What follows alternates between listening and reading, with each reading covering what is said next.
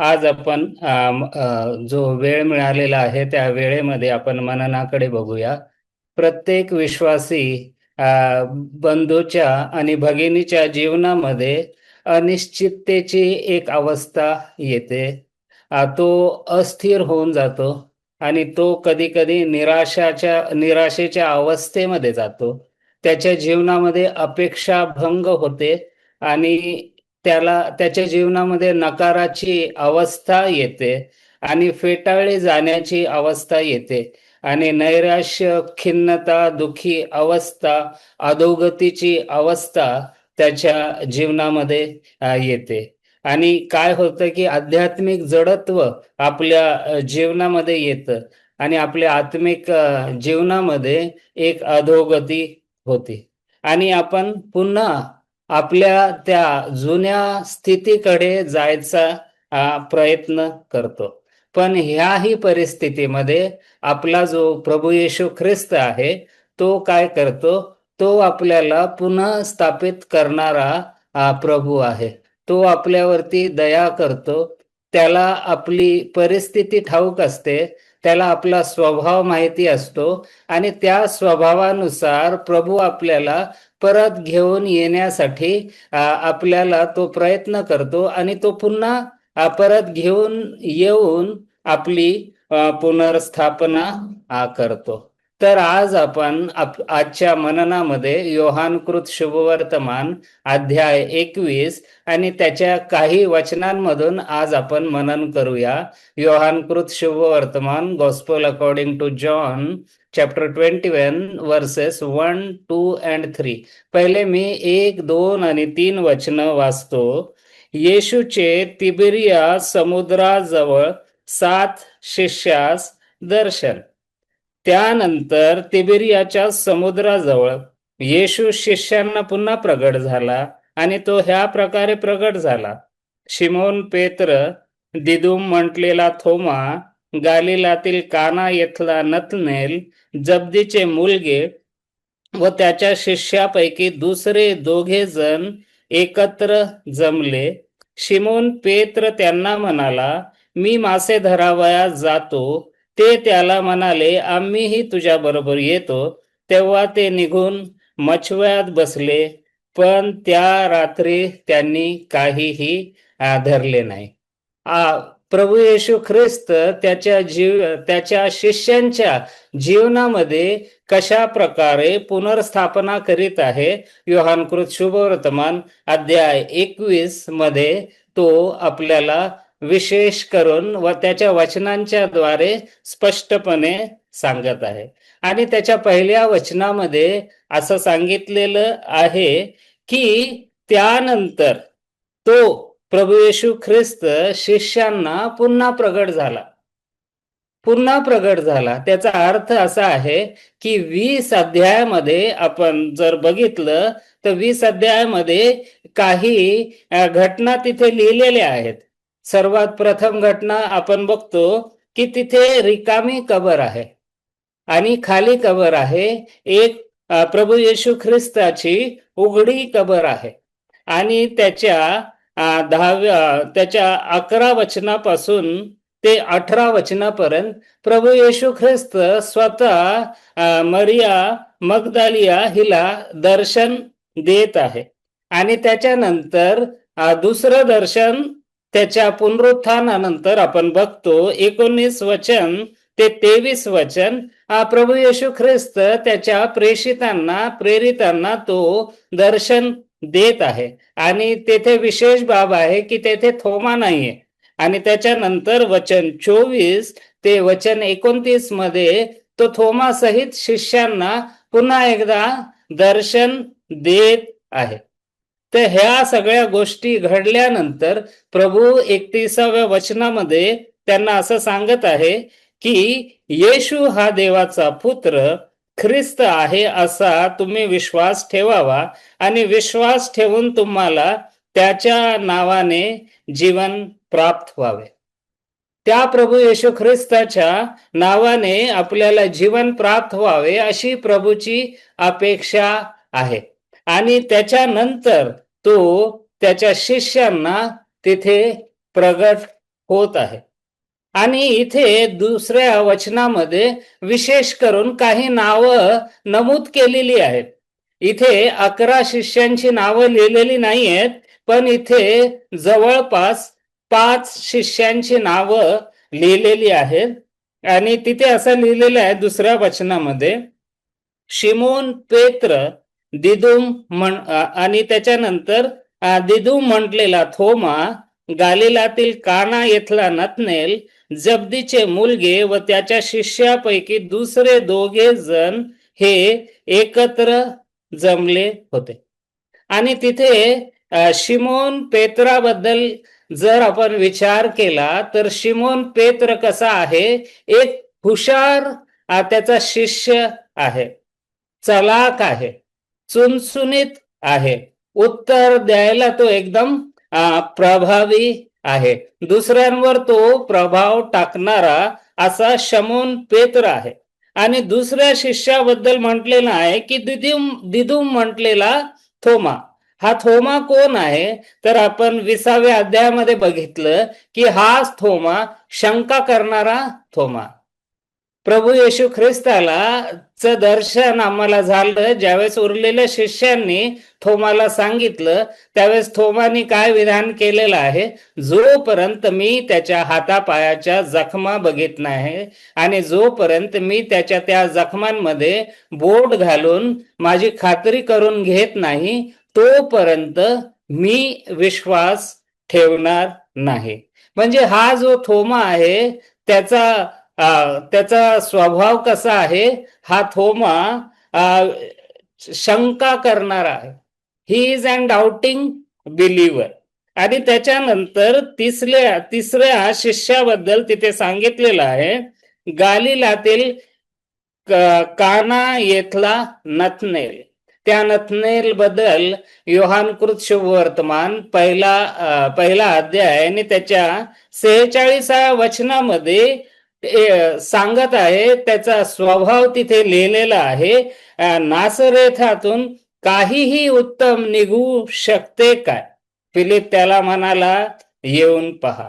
म्हणजे हा जो नतनेल होता हा टीका करणारा होता. आणि त्याच नतनेलाने 49 वचनामध्ये, योहान 1 त्याच्या 49 वचनामध्ये प्रभू येशू ख्रिस्ताबद्दल तो साक्ष देत आहे. तो म्हणत आहे, गुरुजी आपण देवाचे पुत्र आहात, आपण इस्रायलाचे राजे आहात.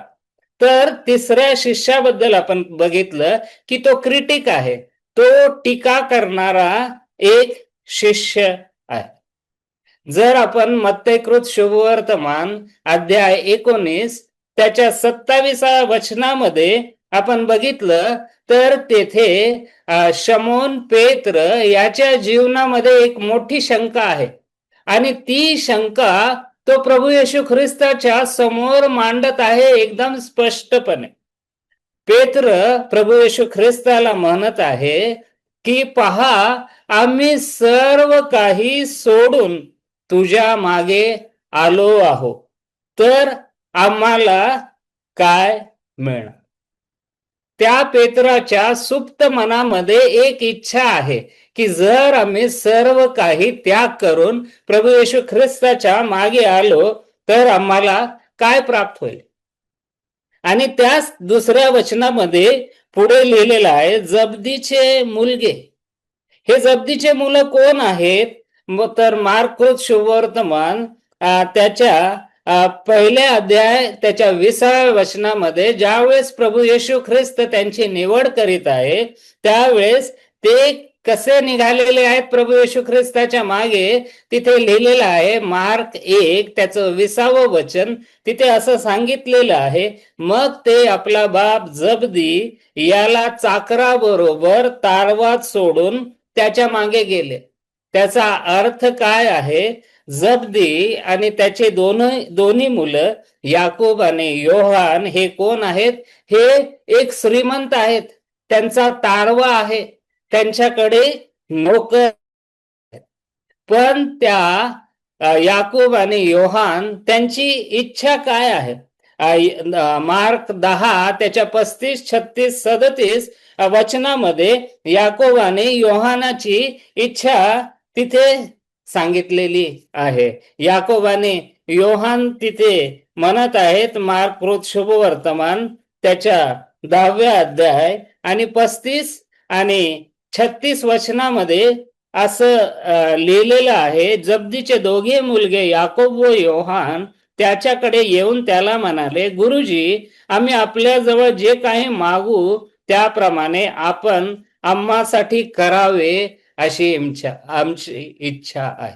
आणि काय त्यांची इच्छा आहे, की त्यांची इच्छा अशी आहे की ज्या वेळेस प्रभू आपल्या वैभवात येईल त्यावेळेस एकाला उजवीकडे आणि एकाला आपल्या डावीकडे बसवावे.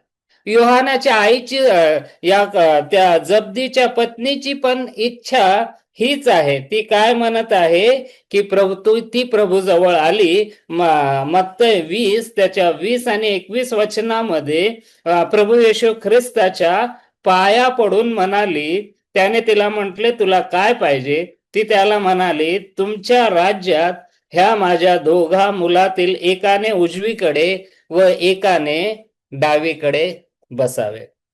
म्हणजे हे जे याकोब आणि योहान कोण आहेत? ते मनात इच्छा धरून ठेवणारे आहेत की आम्हाला एक उंच जागा हवी, आम्हाला एक मानाचं स्थान असावं. पण प्रभूची इच्छा त्यांच्याबद्दल आपण बघतो पवित्र शास्त्रामध्ये, तर जर प्रेषितांची कृत्ये 12वा अध्याय आणि 2ऱ्या वचनामध्ये याकोब प्रभू येशू ख्रिस्तासाठी पहिला शहीद झालेला आहे आणि योहानाबद्दल आपण बघतो की हा शेवटचा शहीद असा झालेला आहे. तर प्रियांनो, ह्या 2ऱ्या वचनामध्ये आपण बघतो की 5 शिष्यांची नावं तिथे नमूद केलेली आहे आणि त्या शिष्यांमध्ये कोण कोण आहे? तर एक अविश्वास ठेवणारा एक विश्वासी आहे आणि एक प्रीचर आहे, एक फार हुशार एक प्रीचर आहे, संस्थापक आहे, टीकाकार आहे आणि फायनान्सर आहे. आणि ज्या वेळेस असे सगळे शिष्य एकत्र होतात त्यावेळेस त्यांच्या मनामध्ये सैतान एक नवीन इच्छा घालतो आणि तो सांगतो की तुम्ही एक नवीन संस्था तयार करा, तुम्ही एक नवीन मंडळी तयार करा, त्याच्यात तुम्हाला मोठं पद प्राप्त होईल, त्याच्यात तुम्ही प्रचार करू शकता, त्याच्यात तुम्ही संदेश देऊ शकता. तर प्रियांनो, ज्या ज्या वेळेस असे सर्वजण एकत्र होतात त्यावेळेस आपण त्या प्रभूच्या इच्छेपासून दूर जातो आणि आपला जो प्राथमिक उद्देश प्रभूच्या मागे जाण्याचा असतो ती आपली प्राथमिकता आपण काय करतो? गमावून बसतो. आणि त्याच्यामुळे काय होतं, ज्यावेळेस आपण आपल्या इच्छेनुसार कार्य करायचा प्रयत्न करतो त्यावेळेस आपल्या योजना सफल होत नाही. ज्यावेळेस आपण परमेश्वराच्या योजनेच्या विरोधात कार्य करतो त्यावेळेस काय होतं की आपलं जीवन असफल होतं, आपल्या आत्मिक जीवनामध्ये आपण पराभूत होऊन जातो. 3ऱ्या वचनामध्ये योहान 21 त्याच्या 3ऱ्या वचनामध्ये शिमोन पेत्र त्यांना म्हणाला, मी मासे धरावयास जातो. एक छोटस वाक्य, पण हे छोटस वाक्य फारच मोठा प्रभाव करीत आहे. आणि तिथे आपण बघतो की 7 जण निघून मछव्यात बसले आणि मासे पकडायला गेलेले आहेत. प्रियांनो, आपल्या जीवनामध्ये काय होतं की आपण कधी कधी काय करतो की आपण आपल्या इच्छेनुसार चालतो पण त्याच्यामध्ये आपण पराभूत होऊन जातो. त्या 3ऱ्या वचनामध्ये लिहिलेलं आहे, पण त्या रात्री त्यांनी काहीही धरले नाही. त्यांनी जगिक परिश्रम केले पण त्या जगिक परिश्रमामध्ये काय झालेलं आहे, ते निराश झालेले आहेत. उपदेशक 1ला अध्याय आणि 3ऱ्या वचनामध्ये सांगतो, ह्या भूतलावर मनुष्य जे काही परिश्रम करतो त्यात त्याला काय लाभ? उपदेशक पुन्हा 2रा अध्याय त्याच्या 11 वचनामध्ये म्हणतो, मग मी आपल्या हाताने केलेली सर्व कामे आणि परिश्रम यांचे निरीक्षण केले, तो पहा सर्व काही व्यर्थ व वायफळ उद्योग होय. या भूतलावर फायदा कशातच नाही. मग ह्या भूतलावर फायदा कशात आहे?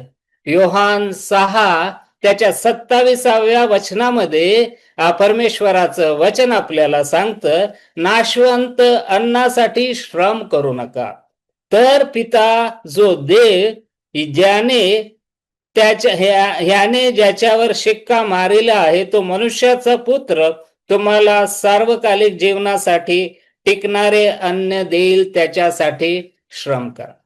आम्हाला श्रम कशाच्यासाठी करायचे? काल जसं आपण एक अमूल्य सेवेमध्ये वाचलं की ऐकलं की आपल्याला श्रम कशासाठी करायचे?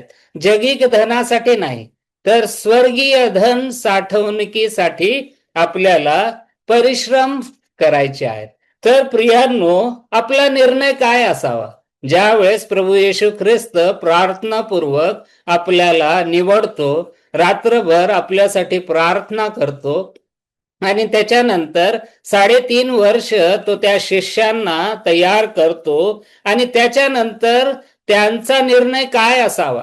की त्यांनी योहान 20 त्याच्या 21व्या वचनामध्ये लिहिलेलं आहे की त्याच्या नावाने आपल्याला जीवन प्राप्त व्हावे.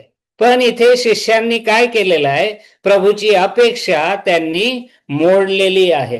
आपला निर्णय कसा असावा? एक शिष्य म्हणून, एक ख्रिस्ती म्हणून, एक प्रभूचे दास म्हणून, एक विश्वासी म्हणून आपला निर्णय काय असावा? तर शास्त्रेचं पुस्तक 11वा अध्याय त्याच्या 31, 35 आणि 36 वचनामध्ये ते सांगितलेलं आहे. शास्त्रे त्याचा 11वा अध्याय त्याचं 31, 35 आणि 36 वचन. तिथे एक परमेश्वराचा न्यायी आहे इफ्ताह, आणि त्याच्या परिवारात त्याची एकुलती एक मुलगी आहे, त्याच्याबद्दल लिहिलेलं आहे. त्याच्या 30व्या वचनामध्ये वचन असं सांगतं की त्या इफ्ताहाने परमेश्वराला नवस केला, अम्मोनी लोकांना जर तू माझ्या हाती दिलं, तू माझ्या हातून त्यांना पराभूत केलं, तर मी काय करेल? 31व्या वचनामध्ये लिहिलेलं आहे, परत आल्यावर जो प्राणी माझ्या घराच्या दारातून सामोरा येईल तो परमेश्वराचा मानून मी त्याचे हवन करेल. 32व्या वचनामध्ये आपण बघतो तर परमेश्वराने त्याला विजय प्राप्त करून दिलेला आहे. पण 34व्या वचनामध्ये ज्यावेळेस तो आपल्या घरी येतो, त्याची एकुलती एक मुलगी डफ वाजवीत त्याच्या समोर आले. त्याच्या 35व्या वचनामध्ये इफ्ताह म्हणतो, परमेश्वराला मी शब्द दिलेला आहे, मी माघार घेणार नाही. आणि 36व्या वचनामध्ये त्याची मुलगी त्याच्या त्या प्राणामध्ये त्याच्या संगती राहते आणि ती म्हणते, तुम्ही जसे प्रभूला शब्द दिले आहे तसे मला आणि माझ्या बाबतीत करा. आपण प्रभूला धन्यवाद देऊ. प्रभू आपल्याकडून ह्याच प्रकारे अपेक्षा करीत आहे. आणि जसं मी पूर्वी सांगितलं की योहानाचा अध्याय 21 हा आपल्याला पुन्हा प्रभूच्या मार्गात घेऊन जाणारा अध्याय आहे. त्याच्या 5व्या वचनामध्ये प्रभू येशू ख्रिस्त काय करत आहे? तेव्हा येशूने त्यांना म्हटले, मुलांनो, तुमच्या जवळ काही खावयाला आहे का? त्यांनी त्याला उत्तर दिले नाही. प्रभू येशू ख्रिस्त इथे काय करीत आहे? त्यांना मुलं म्हणून संबोधन करीत आहे आणि प्रभू त्यांची वाट पाहत आहे त्या किनाऱ्यावर. पराभूत झाले त्या विषयावर प्रभू काहीच टिप्पणी करीत नाही, त्यांचा राग करीत नाही, त्यांना बोल लावत नाही, पण त्यांची गरज जाणतो. त्याला कल्पना आहे की त्याच्या शिष्यांनी रात्रभर मेहनत केली, उपाशी आहेत आणि पित्याच्या स्वभावाप्रमाणे तो काळजी करणारा, प्रेम करणारा प्रभू आहे. तर पहिली गोष्ट आहे की प्रभू आपल्याला पुन्हा प्रेमाने बोलवतं. दुसरी गोष्ट त्याच्या 6व्या वचनामध्ये लिहिलेली आहे की त्याने त्यांना म्हटले, मचव्याच्या उजव्या बाजूस जाळे टाका.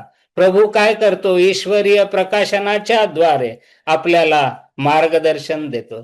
तुम्ही आता काय करायचे?